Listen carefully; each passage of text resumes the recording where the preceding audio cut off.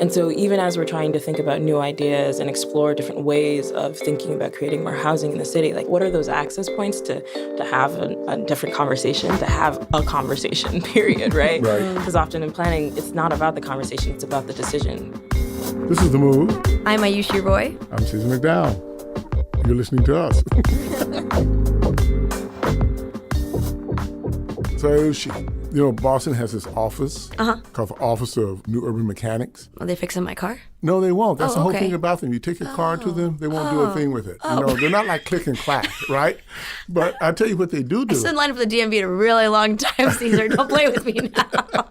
No, I mean, really. I mean, you show up, you take your car to them, they won't know what to do about it. However, if you're actually trying to figure out how to make the public and the city engage with each other, they're the place to go to. Oh, so they're mechanics for the government. I think more than the government, they're mechanics for really the city. The city. Yeah, Okay. the city, the kind of life of the city, what it means to be part of the city.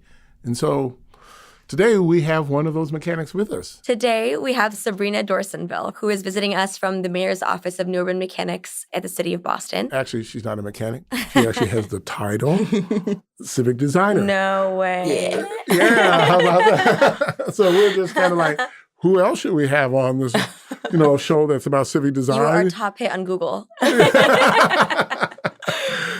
cool. So have you figured out what it means? What would you say it means? I mean, it's been 3 years. You've been doing it. I mean, I think it's ever evolving, but in the context of what we've been doing, it's been, I think I've even just started to mention it, it's been really great to bring to the work a very specific focus on, how do we communicate to different versions of the public, right? How do we tell stories, and how do we not just think about it as this wave of digital is sort of being ushered in or has been ushered in for a while? How do we also think about the really analog things that matter?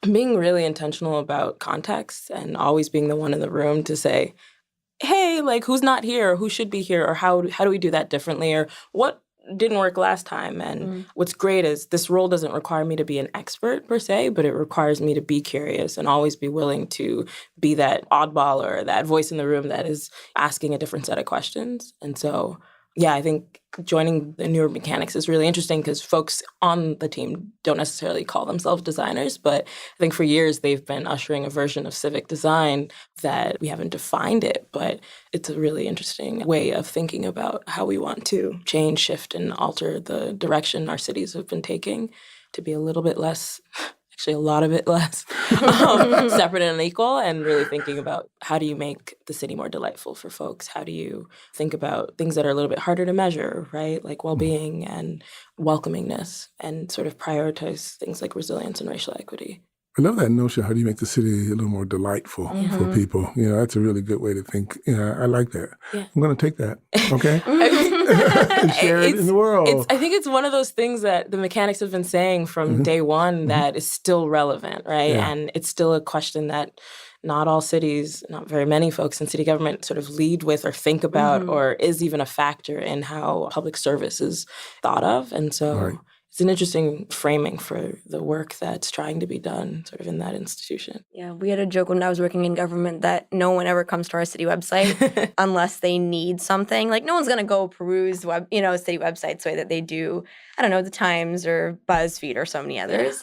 And I love that notion of, like, how do you make this an attraction to people, a delight to people instead of an obligation? Yeah. A TurboTax. Yeah. And we see it playing out at City Hall, and I think even with the city's new website, right? And I think I've even heard language being used sort of in the Department of Innovation and Technology of talking about how do we make the experience of someone engaging with the city delightful from the digital perspective. And I think we sort of work with folks in property management and across the city to help answer the question of when you're physically showing up to the space, right? What does it mean? How do you rethink the relationship folks have with city government? Yeah. Because before I joined, it was that black box of are they here for me or are they against me? I don't know. And that narrative is carried out. And unintentionally or intentionally gets perpetuated. And so it's interesting to think about what physical interventions, what sort of nudges can be made to sort of change the nature of the conversation. Right. Because it's not just the service at the end of the day. It is the experience of providing that service. If this is representative of Boston, like how do you start to feel welcomed even if you're going to pay a parking ticket, right? Or like, or get a death certificate or like, a birth certificate or get married, right? It seems like a seemingly small thing and you're just doing this sort of, my colleague calls it a civic chore. And some things are, right? Some things do feel that way. But how can you do that with a little bit more delight, right? It's really interesting because part of what you're making me think about is inside the city government, there is the part that's about the service that government provides and its interaction with the public around the service. And how do the people who are providing that service do it in a way that creates an experience that's much more delightful, both for themselves and for the people, the public they're engaging with. But I wonder, how has that translated, this notion, to the places where the public's in contention about what the city should be doing? What has that been like, trying to work on those kinds of things? Development's a big one in Boston, and there are all kinds of things. Every city can't do everything. Struggles for resources, not just Boston, but everywhere. Struggles for issues of identity and et cetera. The quality of services, who gets what. There's always a struggle because that's what's happening. That's just the way it is. So how do you bring delight to the struggle? Yeah. So I think all of our projects are different, and we sort of approach the work that we do in this experiment mentality. And one of the things I was brought on actually specifically to think about housing at first, and then sort of over the course of the last 3 years sort of shifted to a little bit broader context. But when we were in housing, the question of how do you prototype in policy, like how do you experiment with housing, and knowing that that's such a hot button topic for a lot of reasons, we're all affected by it. We're all really experiencing the pressure of luxury housing into the city of Boston. And rightfully so, folks have something to say and often don't get the space to talk about it. And so even as we're trying to think about new ideas and explore different ways of thinking about creating more housing in the city, like what are those access points to have a different conversation, to have a conversation, period, right? Because often in planning, it's not about the conversation, it's about the decision, yes or no, right? Yes. Or here or not here, right? And folks who are able to show up to those opportunities get to say yes or no, or maybe or not here. But what happens with everyone else, right? And so I think one of the projects that our team really tried to launch with this sort of mindset of how do you bring the conversation outside of the typical spaces that it is and to be a little bit more thoughtful with how we engage was our sort of YooHoo, so our urban housing unit.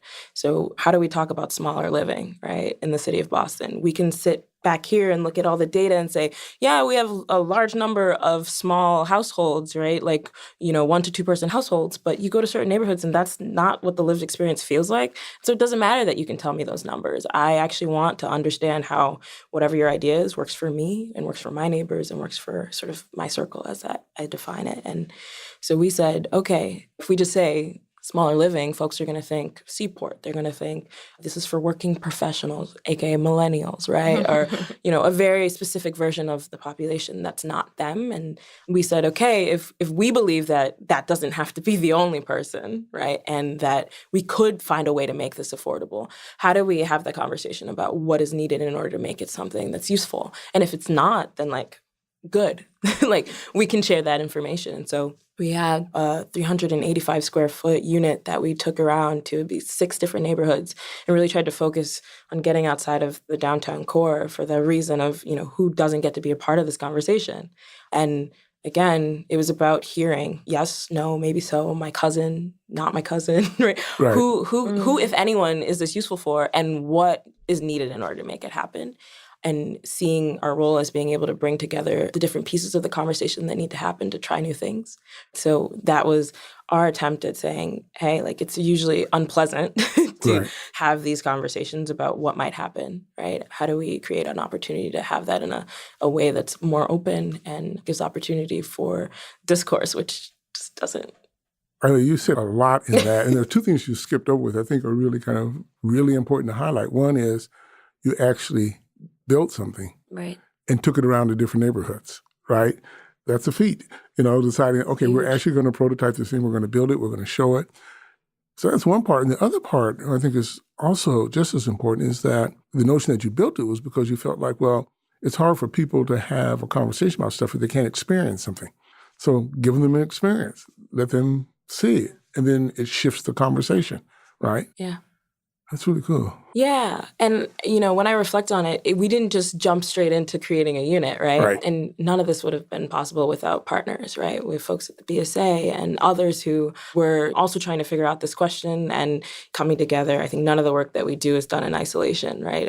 I think collaboration is incredibly important. And we started off with just taping off the ground, right? We started with the conversations and realized that we have to show you, not just tell you, right? So we taped out the ground and had folks walk through, and we had folks in, Roxbury and JP say, "Oh, okay, all right, okay, I'm with you now. Like I can be a part of the conversation." And I think it was important for us to see that happen, see that shift, to say it actually is really vague. Not everyone thinks in terms of square feet. I think most of us in our everyday life don't. And so being really thoughtful about the way in which you're presenting things, and it's not that it makes one group smarter or not. It's just the language is not unified, right? And so how do we bring it to a space that helps us easily communicate what we're thinking and be able to have actual thoughtful responses back, right? Because the engagements always feel one-sided, right? Mm-hmm. And so going from taping the ground up after having conversations about it to actually having a unit that we can say, all right, let's walk through it and talk about, is this stove too small, right? Right. Maybe it is, right? Do you need a porch in order for this to feel a little bit more open? Actually, like, is this bathroom perfect for you? Cool, right? And being able to have those candid conversations with folks, the physical building of it was incredibly important. And for every project, it looks different, what that sort of bringing it to life is, which is why I think earlier I mentioned, right? Sometimes it's really important to think context-wise, like maybe it's this analog painting, right, of something, right? Or, maybe it is a digital experience we want to prototype, but it's very much driven by like, what is the question we're trying to answer or better understand, and who, multiple people, right? I think for this instance, it was not just residents, but we also had to be able to talk to developers. So that looked different. That conversation looked different.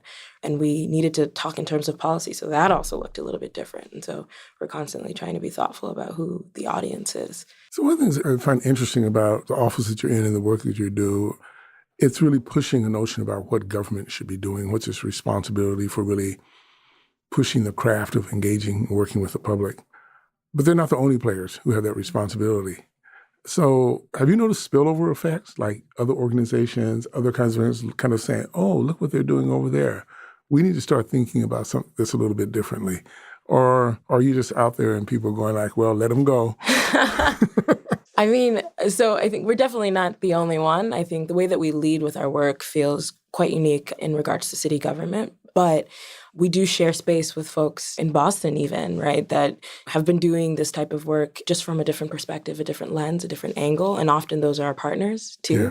And we're constantly engaging with folks across the nation and as far as London and even further to like Australia about like what is it that we can all do to sort of rethink government as it exists in these different spaces, and questioning what does democracy really look like. And as we are trying to think about how diverse our cities have continued to become, we can't repeat the mistakes we've made in the past, right? And so who gets to be a part of the ushering the future? And yeah, I think we definitely do share the space with folks. But yeah, it's been really interesting, I think, even for me to see how partners that I've been working with over the course of 6 months or a year, whether it's picking up the language or sort of pushing us to continue to do things the way that we sort of have started doing, it's been really great to see sort of shifts in the way that people have approached their work and have approached working with us. And yeah, I think we get asked sometimes just to sit in the room and again, like ask a different set of questions.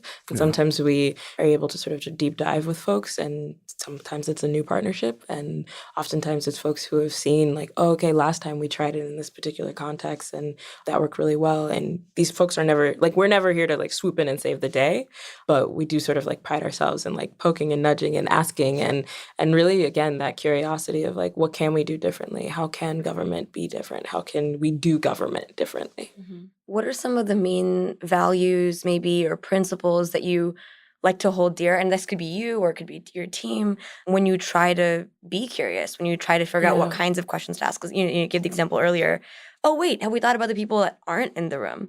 So what are some of those maybe principles that are driving you? Yeah, for me, for sure, but also I think across our team, especially as Mayor Walsh and Atia Martin as our first sort of chief resilience officer with the city, she had been doing a lot of work with her team to try and figure out how do we create this baseline for the city that's centered around resilience and racial equity and thinking thoughtfully about what our city has looked like and what it needs to look like. And I think that we have prided ourselves in trying to make sure that our work is speaking to that, speaking that language. And if it hadn't been before, how do we make sure it is now? And everything that we're doing now, how do we be deliberate? And so I think that that care, I think, was always there. I think the framing of delight really sort of argues that that might be it, but really being thoughtful about who we're focusing on. And I think it's interesting because government, right, you're supposed to focus on everyone. And we get that. We're designing for all, of course, but we know that you have to make a decision, right? And by really framing the work, the value set around something like resilience and racial equity means that your starting point is going to be the folks who sort of fall at the margins. It's something that I often use to help describe the work, right? I think we personally, like I said, I'd started with housing work, and now we're doing this bucket of work called third spaces. And it's really just thinking outside of home and work, what are those spaces that really allow people to feel like they're healthy, thriving, and innovative, right, in the city of Boston. That's what we say. That's what the mayor pushes as what the city should be. Right? And we believe that in order to get that, everyone needs to have access to a welcoming space. They need to have access to a space that helps them feel connected to people or resources, and a space that allows them to be creative. And that creative piece is really thinking about agency, having the ability to shift and shape and alter a space. And so when we're embarking on work like that, we sort of pause, and actually just naturally the work focuses on seniors, right? Older adults. It focuses on young people who aren't voters and aren't taxpayers, but are incredibly important to the future of the city. It means that we're focusing on folks in the recovery community. We're focusing on folks who happen to be houseless, right? What does welcoming space look like for them? We're thinking about our immigrant communities, our people of color in the city of Boston, and how do we make sure that they also have access to spaces like this? And so I think a lot of the ways that the mechanics have led with thinking about, let's not lead with technology, but let's think about how technology builds trust. Let's think about the light, right? Let's think about what people want and need, and not just doing things for things' sake. And then I think this extra key portion of thinking about resilience, racial equity, and folks who fall into the margins, right? That has been incredibly important for guiding the way that the work has been unfolding over the last few years. It's a really interesting growth I'm seeing, having heard the history of the team and also being a part of making that, I know. I had another thing to say, but I was like, girl, you keep going so long. That's all right. You can go as long as you want. As long as you want. No, I just recently every time I talk about the work, I think you just reflect a little bit, and just watching how, it started from a team of two, right? Really diving into projects that sometimes landed in the sort of technology space. Right. And so I think that's why saying it explicitly, no, technology is not for technology's sake. Right now, a lot of our team is focused on really trying to push this sort of smart city narrative to not just be about the nice new gadget, but really be about how do we create a more human city, right? How do we actually think about real challenges that folks are facing, and how technology, whether analog or digital, right, can actually support that and push that. So, of course, we're doing work in regards to autonomous vehicles, and, we're not ignoring that. I think it's really about how do we think holistically, right, about the future of the city. But yeah, just seeing over the years how, whether it's the size of the team or the ways in which we've been able to expand the work, these are the first times that we are putting something out there from us and not just with a partner. And that's still incredibly important. I think there are partners involved, but saying hey, we have been asking this question about smart cities and how we can actually be more human. So we're going to put out an RFP and see what can we do about it. Or we have been asking all these questions with our partners. We're going to put those questions out and invite the city of Boston, who's rich with resources in terms of academia, but also community organizations and everyday people who are interested in trying to change their city for the better. How do we put it out there, what we're doing and what we want to do? And so just seeing how it's grown from not necessarily reactive, but very much intentional, and continuing to grow in that sort of intentional mindset, which is really phenomenal. So for you, right, just for you personally,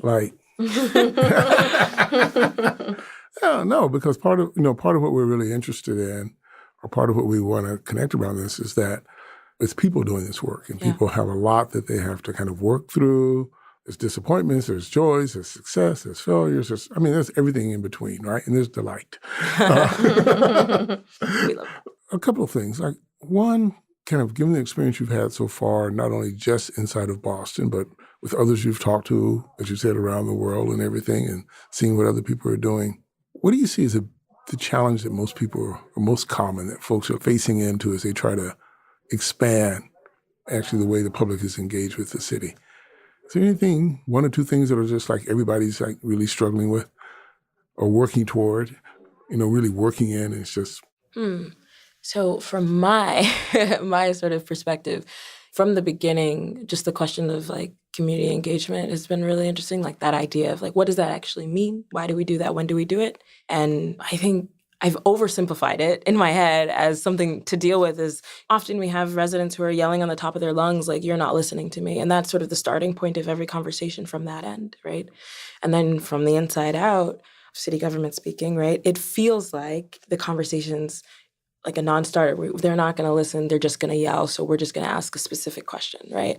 And I'm watching and seeing as folks are trying to overcome that challenge, which is a really historical perspective of the way that cities and government has worked with residents. I say worked with, and I'm kind of sort of doing air quotes because that's often not the case, right? It's not always a conversation, right? It's not, there's timelines and deadlines and all these things that are sort of the case for why we don't do things differently. And it's been incredibly important to try and figure out how we do it differently and what are the ways in which we can sort of embed that conversation early on in the process to make it natural, right? To make it a reflex, because I think so often the reflex is not that. The reflex in a lot of different scenarios, I think not just city government, but I think in the equity context, the reflex is not that, right?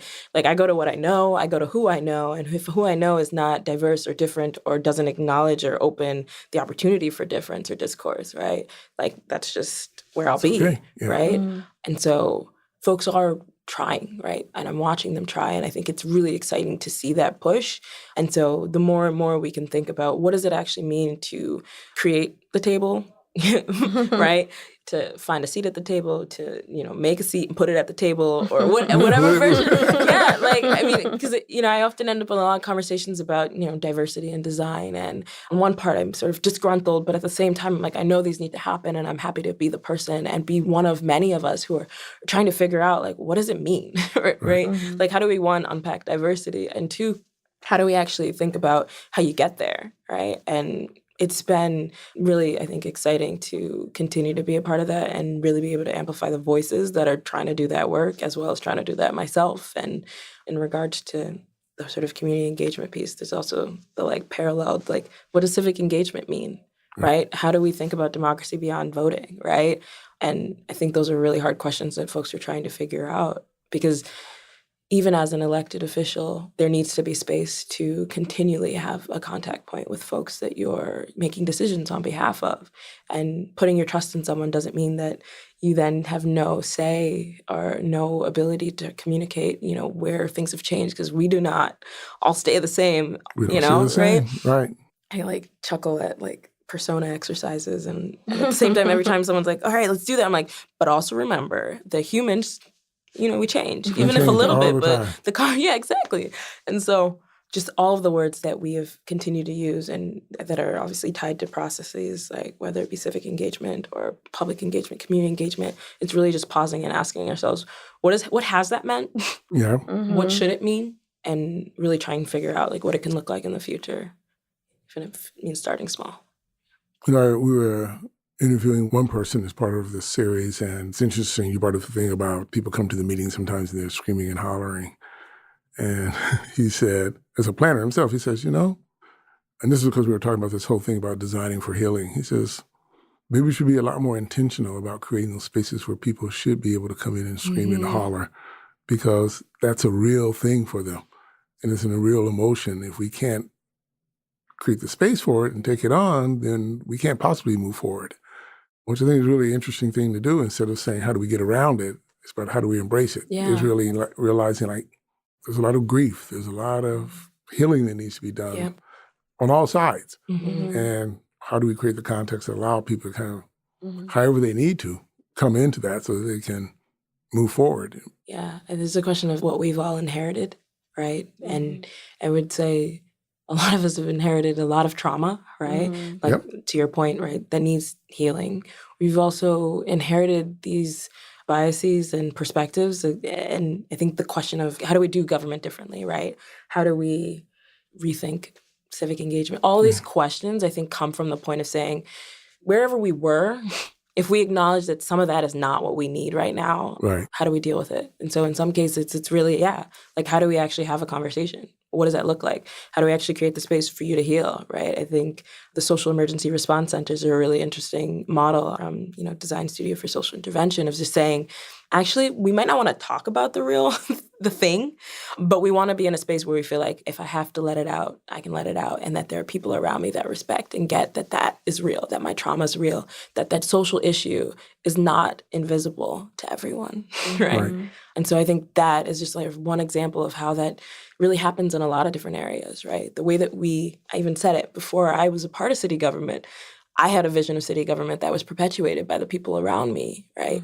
And in some places that's true, but if the city of Boston is aiming to not be that, we all have to sort of pause and figure out what are the ways in which we can show that we're different, as well as creating the space for that difference to start to unfold naturally, right? One of the things that comes up for me in thinking about this is we've done a really good job, I think, in this country, or maybe it's not even a good job, we've just done a job of really outlining what the role of government is, right? And really supporting the institutions of government. But we actually haven't done, I think, the work that needs to be done about supporting the institution of the public, right? There actually is nothing in our society that does that. We've kind of grown up in a way that grown up as a nation that has really saw the public as all these kind of separate groups that need to vie for something. But if we were to step back now and say, well, actually, no, we can see it as something different. We actually don't have anything that exists that can birth that new public, that new way for a public to be in relationship with each other. So I don't know how we get there. Sometimes I think, well, that's not government's responsibility, right? It's a different responsibility because the government should be there in service to the public. So how does the public actually create its own mechanisms for knowing what it needs to know to work with government? I don't have answers for that, but I think it's the challenge that we're facing as we move into this new world.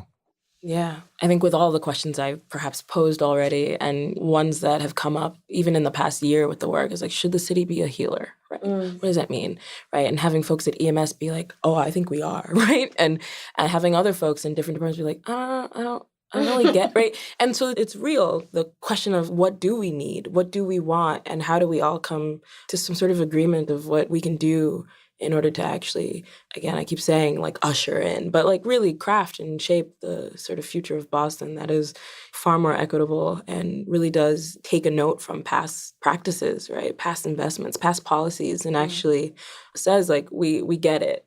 And we may not know ourselves, but like, how do we invite the opportunity to change that? Right. So you might be right. Like, I don't think either of us have the answer.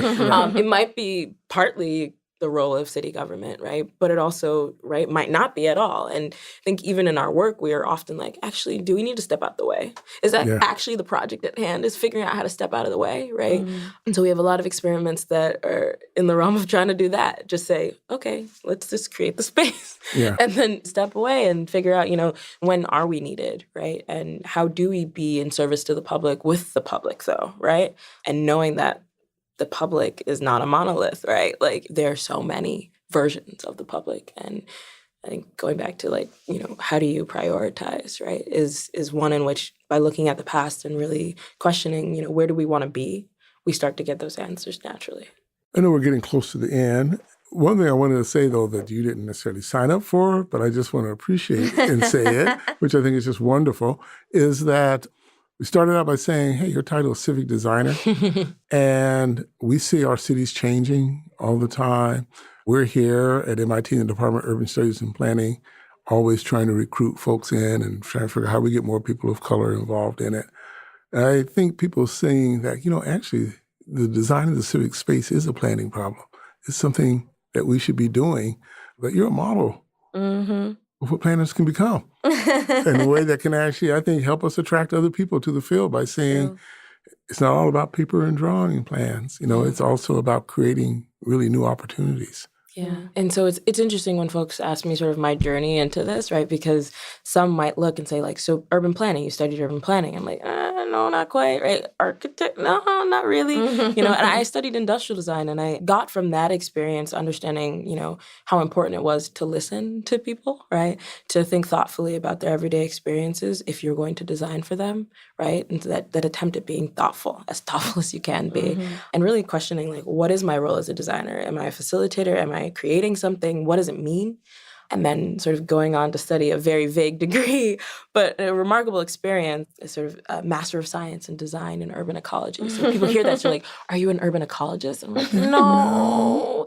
So they're like, so like an urban planner? I'm like, again, no, I don't think so. But there's just so much that the space of civic design sort of needs to welcome in. It's, I think, the perfect context to say it's not about whatever silo you got used to thinking that you can operate in. How can me, with the lens of an illustrator, be a part of the conversation about the shaping of the city, right? Yes. How can me as a graphic designer be a part of that? How can me as a sociologist? How can me as a doctor? How can me as whatever it might be? And so I think if our team is any example of what that looks like, to try and build that acknowledgement that it's not going to just be one field or one practice, right? We have game designers and like former biology teachers and folks who come from all different walks of life that we're creating together and welcoming in others from, again, all these different practices to do the same. And my sort of like pet desire from the beginning, I remember in my interview, I was like, we need to get like more industrial design students to like see this. And I don't think it's just about industrial design students, but I think it's about, really having a conversation about civic life, civic design perhaps, but really like how do art and design influence, shape, assist, support, be a part of the city in a way that I don't think we explicitly talk about now. We're waiting and we're excited. And so it's great that y'all are a part of that too, right? Yeah. Well, Sabrina, thank you so much for joining us. Thank you so much for having me. It's been great. Sabrina brought some materials for us today, and we'll have them up on the website for folks to look at. Yeah. But it's actually the first publications from... So, it's we finally put out a year in review. Obviously, if anyone ever wants to talk about the work, we are an open door. And so folks can feel free to email us, and we do our best to meet with anybody. But we thought it would be great to share, what we had been doing for the last year in terms of the buckets of work that we have sort of embarking in. And the other document that I brought to share is our civic research agenda. So it's our attempt at putting out there the questions that we're asking ourselves in collaboration with our partners, different city departments, and really where we hope to continue to partner with folks in the city and beyond on. Great. Well, thank you. And we will have those up for people to check out online. Thank you so much. Thank you. Thank you. One of the great things about speaking with Sabrina today was the way in which a lot of the work of the New Urban Mechanics dives into the design principle we've been working on around digital and analog. Yeah, it really is. I mean, it's great. Like the whole notion that they are a place of, in their name, they're mechanics, and they're thinking about technology, and they're thinking about those kinds of infrastructure issues. And at the same time, they're worried and really concerned that people actually are attracted by delight. What was incredible was her and her office are working to build services for people across the identities of Boston.